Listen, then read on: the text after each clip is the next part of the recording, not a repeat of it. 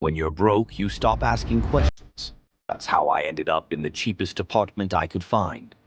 One room, bare walls, no windows. I told myself it was temporary, but now I realize I should never have stepped inside. At first it seemed fine.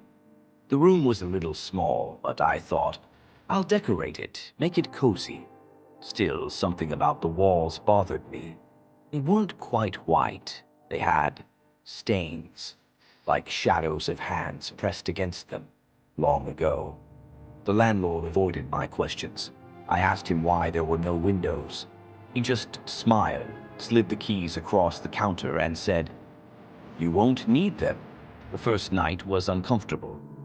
I woke up sweating. The air felt heavy, as though the room itself was holding its breath. At 3:15 a.m., I heard something. Not loud, just a faint thud, like footsteps. But there was no one else in the building. I laughed it off. Old buildings creak. That's all. I forced myself back to sleep. The second night it was worse.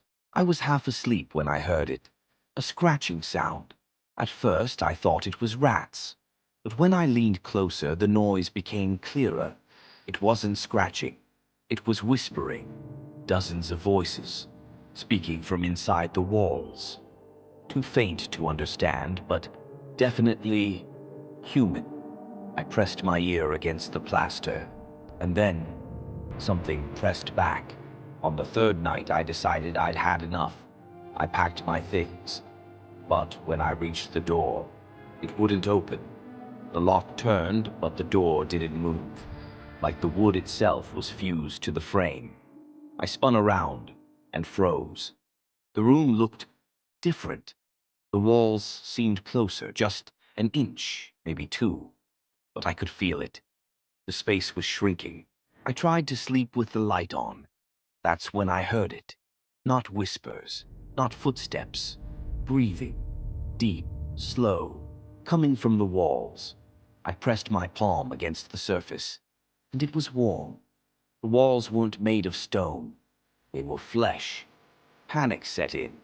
I started pounding on the door, screaming for help, but no one came. And every time I turned around, the walls were closer.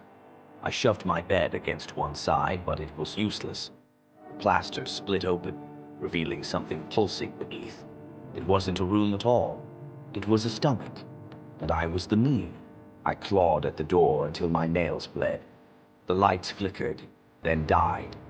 In the darkness, I could hear it more clearly. A heartbeat, steady, slow. The room was alive, and it was hungry.